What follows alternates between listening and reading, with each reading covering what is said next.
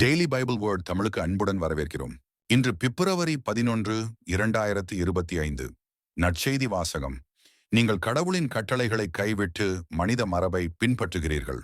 Mark எழுதிய தூய நற்செய்தியிலிருந்து வாசகம் அதிகாரம் 7, 1 முதல் 13. ஒரு நாள் பரிசேயரும் எருசலேமிலிருந்து வந்திருந்த மறைநூல் அறிஞர் சிலரும் இயேசுவிடம் வந்து கூடினர். அவருடைய சீடருள் சிலர் தீட்டான, அதாவது கழுவாத கைகளால் உண்பதை அவர்கள் கண்டார்கள். பரிசேயரும் ஏன் யூதர் அனைவருமே தம் மூதாதையர் மரபை பின்பற்றி கைகளை முறைப்படி கழுவாமல் உண்பதில்லை? சந்தையிலிருந்து வாங்கியவற்றை கழுவிய பின்னரே உண்பர். அவ்வாறே கிண்ணங்கள், பரணிகள், செம்புகள் ஆகியவற்றை கழுவுதல் போன்று அவர்கள் கடைபிடிக்க வேண்டிய மரபுகள் இன்னும் பல இருந்தன. ஆகவே பரிசேயரும் மறைநூல் அறிஞரும் அவரை நோக்கி, சீடர் மூதாதையர் மரபுப்படி நடவாமல் தீட்டான கைகளால் உணவு அருந்துவதேன் என்று கேட்டனர்.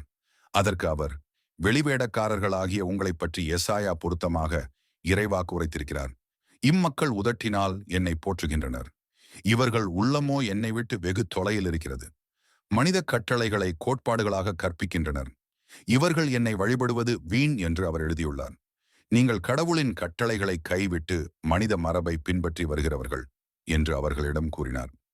மேலும் அவர், உங்கள் மரபை நிலைநாட்ட கடவுளின் கட்டளைகளை வெகு திறமையாக புறக்கணித்து விட்டீர்கள். உன் தந்தையையும் தாயையும் மதித்து நடு என்றும், தந்தையையோ தாயையோ சபிப்போர் கொல்லப்பட வேண்டும் என்றும் மோசே உரைத்திருக்கிறார் அல்லவா?